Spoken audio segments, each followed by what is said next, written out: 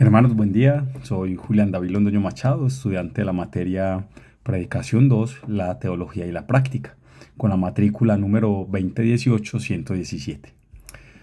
Vengo con la predicación Primera de Samuel, capítulo 5, y el título es La aparente derrota del Señor. Y con esa predicación les quiero convencer de que Dios muestra su señorío, su imparcialidad y su supremacía sobre otros dioses con D minúscula y el pueblo filisteo, y no necesita de otros para mostrar su poder. Y quiero que recordemos algo. Y casi al final de la época de los jueces, los filisteos y los israelitas volvieron a luchar. Y después de una derrota a manos de los filisteos, los líderes de Israel decidieron influir en la próxima batalla llevando el arca del pacto al campamento. Primera de Samuel capítulo 4. Los líderes la trataron como una especie de amuleto, de buena suerte, como quien dice, traigamos nuestra arma principal. Y es evidente que ellos confiaron más en el arca del Señor, en vez de confiar más en el Señor mismo. Inicialmente, el arca supuso una ventaja psicológica para los israelitas, les dio mucho ánimo. Pero los filisteos, aunque reconocen lo que el arca es capaz de hacer, se asustan, pero a la vez cobran como un ánimo y fuerzas. Primera Samuel 4:9 nos muestra eso. Para así con este ánimo y con esta fuerza derrotar a los israelitas ganando la batalla y se llevan el arca. Los israelitas se lamentan por la pérdida del arca, pero no se inmutan ni se preocupan para ir a recuperarla. Interpretan lo ocurrido como la pérdida literal de la gloria de Israel. Sin arca no hay gloria, no hay Dios, no hay nada. 4:21. Definitivamente, no hay esperanza. Esto parte del cumplimiento de la palabra que el Señor había dado a Samuel. Estoy a punto de hacer una cosa en Israel, la cual hará retumbar ambos oídos a todo aquel que la oiga. Capítulo 3, versos 11 al 14 de Primera de Samuel. Vino juicio de Dios hacia un pueblo infiel, al cual no le importaba cómo vivían delante del Señor y pretendían que Dios los defendiera. Y acá es donde entramos a una nueva escena, en otro lugar y con otros personajes, pero donde el protagonista principal sigue siendo el mismo Dios de Israel. Primera de Samuel, capítulo 5. Los filisteos tomaron el arca de Dios y la llevaron a Ebenezer Asdod. Entonces, los filisteos tomaron el arca de Dios y la introdujeron en el templo de Dagón y la pusieron junto a Dagón. A la mañana siguiente, cuando los de Asdod se levantaron temprano, vieron que Dagón había caído rostro en tierra delante del arca del Señor. Así que tomaron a Dagón y lo pusieron otra vez en su lugar. Pero al levantarse temprano, al día siguiente, otra vez Dagón había caído rostro en tierra delante del arca del Señor. Y la cabeza de Dagón y las dos palmas de sus manos estaban cortadas sobre el umbral. Solo el tronco le quedaba a Dagón. Por tanto, hasta hoy, ni los sacerdotes de Dagón, ni ninguno de los que entran en el templo de Dagón pisan el umbral de Dagón en Asdod. Y la mano del Señor se puso pesada sobre los de Asdod, y los desoló y los hirió con tumores, tanto a Asdod como a sus territorios. Cuando los hombres de Asdod vieron lo que les sucedía, dijeron: era el arca del Dios de Israel. No debe estar con nosotros, pues su mano es dura sobre nosotros y sobre Dagón nuestro Dios. Así que enviaron a buscar e hicieron venir a todos los príncipes de los filisteos y les dijeron: ¿qué haremos con el arca del Dios de Israel? Que se traslade el arca del Dios de Israel a Gad. Respondieron ellos. Y trasladaron el arca del Dios de Israel. Pero después que la habían trasladado, La mano del Señor estuvo contra la ciudad causando gran confusión e hirió a los hombres de la ciudad, desde el menor hasta el mayor, saliéndoles tumores. Entonces enviaron el arca de Dios a Ecrón, y sucedió que cuando el arca de Dios llegó a Ecrón, los ecronitas clamaron y dijeron: han traído el arca del Dios de Israel hasta nosotros para matarnos a nosotros y a nuestro pueblo. Por tanto, mandaron a reunir a todos los príncipes de los filisteos y les dijeron: saquen de aquí el arca de Dios de Israel y que vuelvan a su sitio, para que no nos mate a nosotros y a nuestro pueblo. Porque había un pánico mortal por toda la ciudad. La mano de Dios se hizo pesada allí, y los hombres que no murieron, heridos con tumores, y el clamor de la ciudad subió hasta el cielo. Vemos dos escenas claras en el texto. En la primera, Dios tratando con el ídolo. Y en la segunda, Dios tratando con las personas, con los filisteos. Y quiero que veamos cómo Dios muestra su señorío, su imparcialidad, su supremacía sobre otros dioses y el pueblo filisteo. Y no necesita de otros para mostrar su poder, porque claramente en el capítulo 4 ya había tratado con su propio pueblo Israel, dándoles la derrota. Punto número 1. Dios muestra su señorío sobre sus ídolos. 1 Samuel 5, del 1 al 5. Los filisteos pensaban estar dominando a Dios y llevan el arca como trofeo al templo de Dagón. Podemos imaginar la algarabía por tener semejante objeto en su poder. En el capítulo 4, los filisteos reconocen que ese Dios representado en el arca fue el que derrotó a los egipcios en el desierto con toda clase de plagas. Tuvieron miedo, pero aún así no se rindieron y ganaron la batalla para después tener el arca en su poder. Eso debió ser para ellos, en su momento, la gloria eterna, lo inolvidable, donde no serían olvidados por semejante hazaña. Me imagino que le dieron un trato especial por tratarse de un Dios, más que estarían pensando que con el arca en sus manos la humillación para el enemigo seguiría. Llevaron el arca al templo de Dagón como símbolo de victoria, un trofeo más en honor a su Dios, convencidos de que su Dios era más poderoso que cualquier otro sobre la tierra. En una cultura politeísta era común rendir culto a muchos dioses y creer que su Dios en cuestión era más poderoso que otros, lo cual se demostraba frecuentemente ganando las batallas, ya que una derrota revelaba que el favor de la deidad al que adoraban no estaba con ellos. Lo que ellos no sabían es que hay un solo Dios que reina por encima de todos, el Dios verdadero, el Dios de Israel, que no compite con nadie, porque no hay otro como Él. Y es este Dios verdadero, el que acaba de llegar al templo de Dagón. El hecho de que los israelitas estaban derrotados no quería decir que Dios estuviera derrotado. Dios los había entregado a la derrota, a los israelitas, pero no porque estuviera a favor de los filisteos, claro está.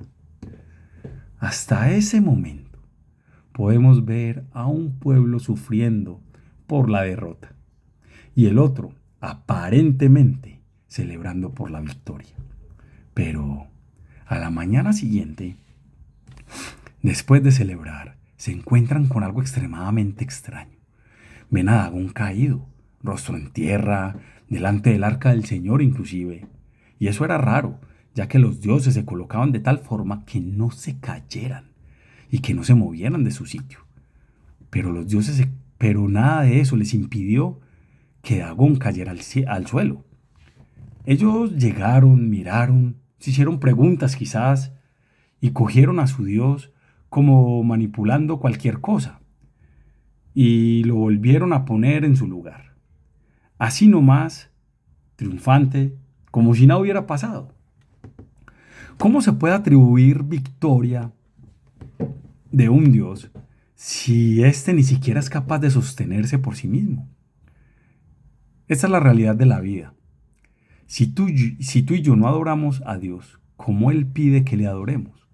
Por naturaleza vamos a adorar cualquier cosa y levantaremos dioses a nuestro antojo.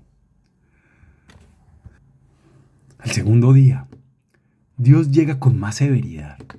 Una vez más Dagón en el piso, rostro en tierra delante del arca, pero en esta ocasión la cabeza y las manos de Dagón estaban cortadas. Con esta acción ya Dios estaba demostrando en evidencia la inutilidad de Dagón. Esto indicaba su destrucción. Al estar sin cabeza, ya estaba expuesta la derrota de este Dios muerto.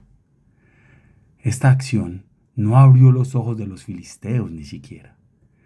Igual, no era la intención de Dios hacerles caer en cuenta de su error, pero sí quería manifestar su poder y su dominio.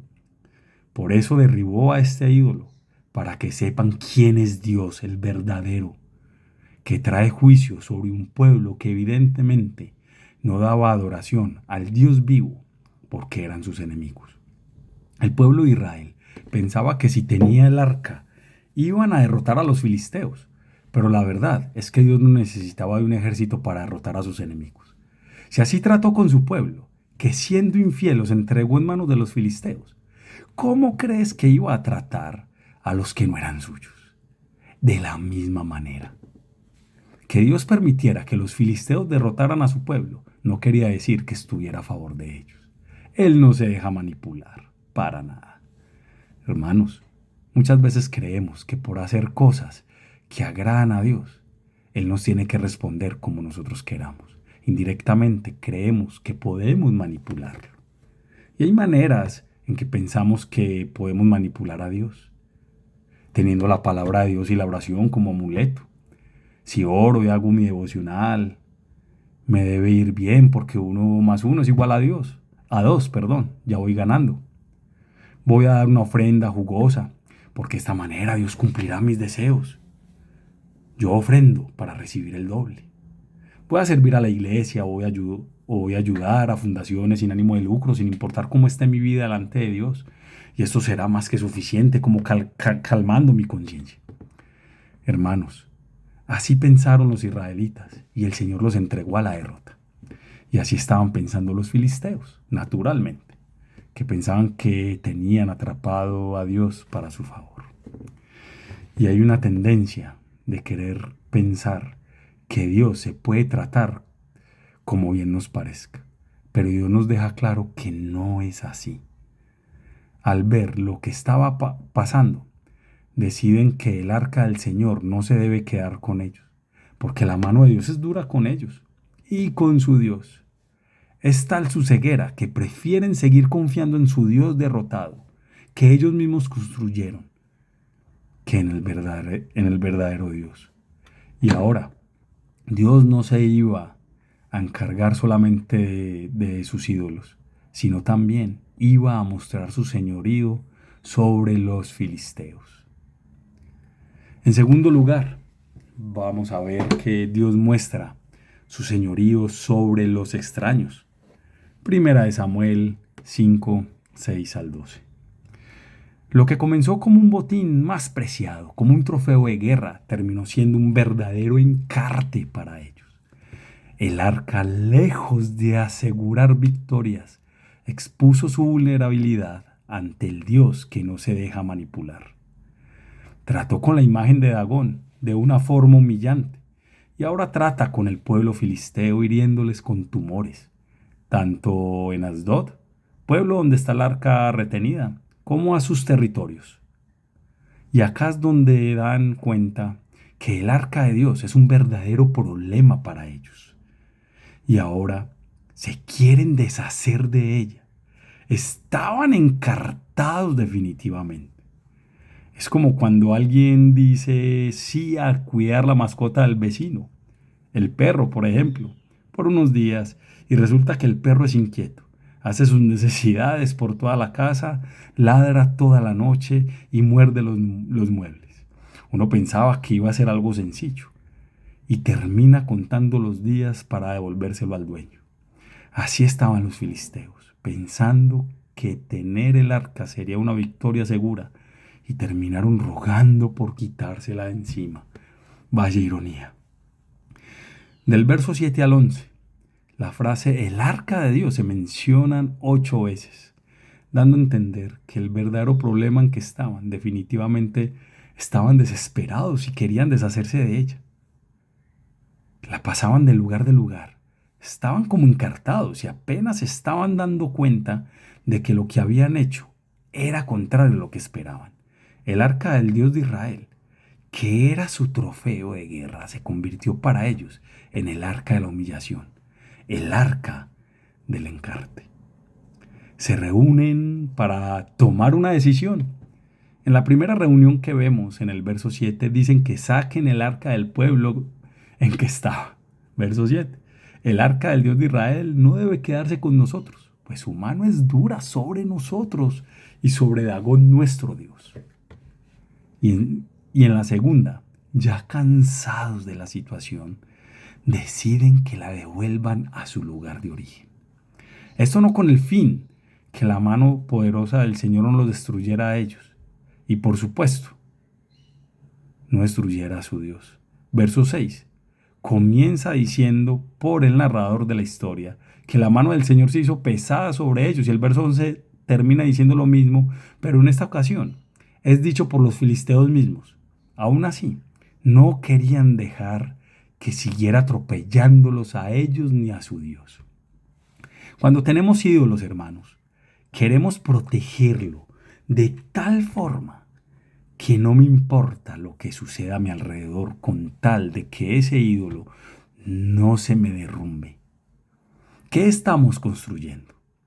Aprobación de otros, dando más importancia a las relaciones, volviéndonos esclavos de ellas, seguridad financiera y éxito personal. Le apuntamos a trabajar, abandonando todo lo que está a nuestro alrededor.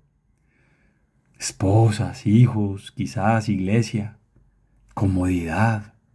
Cuando pasa algo inesperado y no nos gusta porque nos saca de nuestra zona de confort. El control, la imagen personal, en la vida real o en las redes sociales. Algo que se ve mucho. Mostrando lo que otros quieren ver y no lo que yo tengo o soy en realidad. ¿Qué nos tiene atrapados? ¿Qué te tiene atrapado? En el libro Dioses Falsos, Keller dice, un ídolo no se quita, se reemplaza. Y es evidente que los filisteos no querían reemplazar el suyo. Lamentablemente tenemos que reconocer que en ocasiones nos pasa igual. No queremos reemplazar a nuestro Dios, bajarlo del trono para que nuestro Señor, para que el Señor sea entronado allí. Con estos hechos vemos que la gloria de Dios en realidad no se había perdido. El Señor seguía manifestando su gloria y su poder. La inmovilidad y la posterior destrucción de Dagón y el pueblo filisteo, con la presencia poderosa, aunque silenciosa, vaya ironía, del arca del Señor, era suficiente. El Señor no necesita ser defendido. Su poder se manifiesta por sí solo.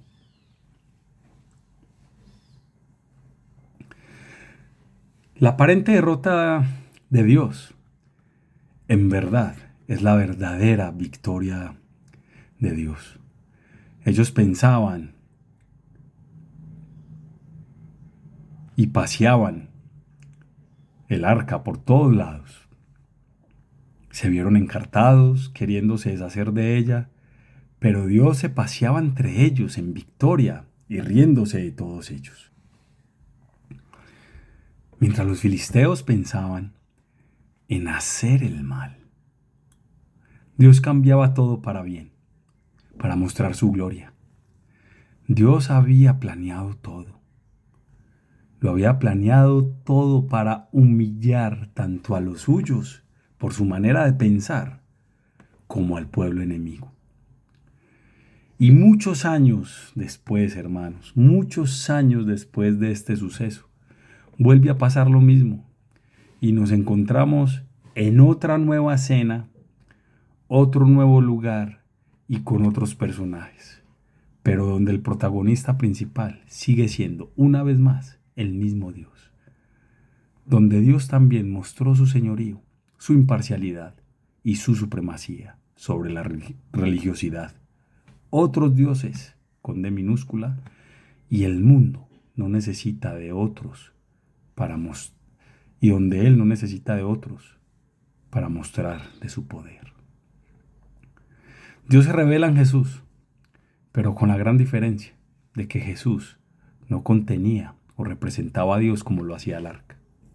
Jesús mismo era Dios, Dios mismo encarnado. Él viene, camina entre nosotros trastornando al mundo con sus enseñanzas, cosa que no gusta ante los sacerdotes y fariseos de la época, a tal punto que lo atrapan y también celebran su aparente victoria colgándolo en una cruz. Creyeron haber frustrado sus planes. Durante 3 días mostraban su trofeo creyendo que todas sus enseñanzas eran falsas por el hecho de haber muerto en la cruz. Pero Jesús también se entregó para que nosotros pudiéramos tener perdón en la cruz. Pronunció estas palabras: Padre, perdónalos, porque no saben lo que hacen. Lucas 23:24. Nos estaba perdonando en Él. Con esta aparente derrota de Jesús, Dios estaba reconciliando el mundo con Él. Segunda a los Corintios 5:18 en adelante. La aparente derrota de Jesús fue la sentencia para el pecado y para la muerte, para así darnos vida. Colosenses 2:13 al 15 dice: y cuando ustedes estaban muertos en sus delitos y en la circuncisión de su carne, Dios les dio vida juntamente con Cristo, habiéndolos perdonado todos los delitos, habiendo cancelado el documento de deuda que consistía en decretos contra nosotros y que nos era diverso, y lo ha quitado de en medio, clavándolo en la cruz, y habiendo despojado a los poderes y autoridades, hizo de ellos un espectáculo público, triunfando sobre ellos por medio de él. Esta supuesta derrota de Jesús, hermano, nos enseña, número 1, nos trae vida, puesto que estábamos muertos. Número 2, al darnos vida, nos la da junto a Él. Número 3, perdona de todos nuestros delitos. Él nos perdona. Sí, el tener ídolos es decirle a Dios que no esté a cargo. Es hacerlo a un lado y confiar más en cosas efímeras. Como el pueblo de Israel tomó el arca como amuleto, así nosotros muchas veces tratamos el sacrificio de Jesús sin valor, colocando nuestra mirada en dioses falsos que nosotros mismos fabricamos. Por eso el perdón de Jesús es relevante para nosotros. Y número 4, cancela el documento que nos acusaba. Y por último, número 5, sobre todo, despoja, desarma a los gobernantes y a las autoridades espirituales, avergonzándolos públicamente con su victoria sobre ellos en la cruz. ¿Y cómo los avergonzó? Destruyéndolos con el poder del pecado, destruyendo el poder del pecado, sabiendo que nuestro viejo hombre fue crucificado con Cristo, para que nuestro cuerpo de pecado fuera destruido, a fin de que ya no seamos esclavos del pecado. Romanos 6:6. Burlándose de ellos. El Salmo 2 dice que ¿por qué se sublevan las naciones y los pueblos tramaban cosas vanas? Se levantan los reyes de la tierra y los gobernantes traman unidos contra el Señor y su ungido, diciendo: rompamos sus cadenas y echemos de nosotros sus cuerdas. y el que se sienta como rey en los cielos se ríe, y el Señor se burla de ellos. Luego les hablará en su ira, y en su furor los aterrará diciendo: pero yo mismo he consagrado a mi rey sobre Sión, mi santo monte. Y por último, y Cristo, al haber resucitado entre los muertos, no volverá a morir nunca más. Y con esta acción, la muerte ya no tiene dominio sobre él y sobre los que confían en él. Mejor dicho, Jesús con su muerte venció al pecado y con su resurrección venció la muerte. Para finalizar, hermanos, la aparente derrota de Jesús es la victoria que tú y yo necesitamos. Él murió, pero también resucitó, y resucitó en victoria. Y quiero decirle al no creyente: ríndete al Señor y deja a un lado tus ídolos. Eso es algo que construyes a tu antojo, creyendo que entre más grande sea, será mucho mejor para ti. Pero la realidad es que solo traerá preocupación y serás esclavo de eso, porque entre más grande sea tu ídolo, no te será suficiente y querrás mucho más de él hasta que éste te decepcione y te menosprecie. ¿Cómo deberías responder cuando todo aquello en lo que has invertido toda tu vida comienza a derrumbarse y te das cuenta que es la mano de Dios mostrándote que solo Él debe ocupar el primer lugar en tu corazón?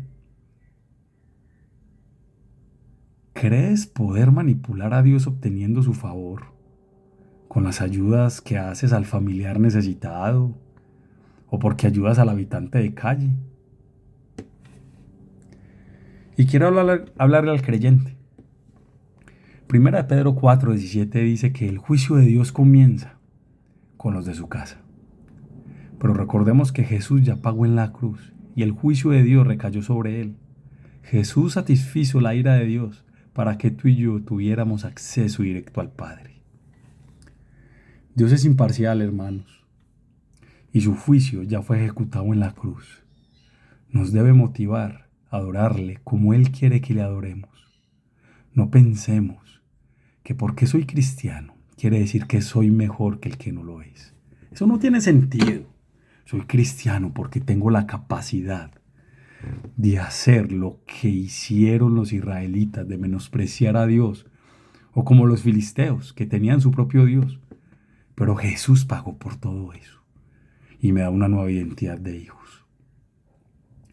El triunfo de Dios ya fue manifestado a toda la humanidad en la cruz.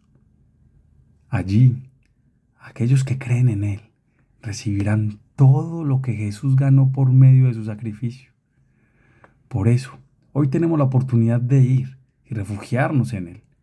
Pero también llegará otro día cuando el señorío de Jesús y su supremacía sobre todo el mundo serán más claros que nunca. Y ese día, hermanos, toda rodilla se doblará. Y ya será demasiado tarde para los que rechazaron a Dios.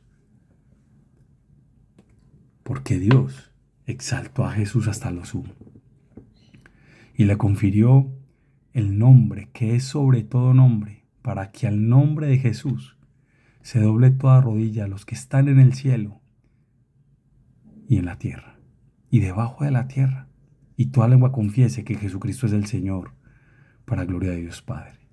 Hermanos, toda rodilla se doblará, obligados o por voluntad propia, pero se doblará para condenación o para gloria del Padre.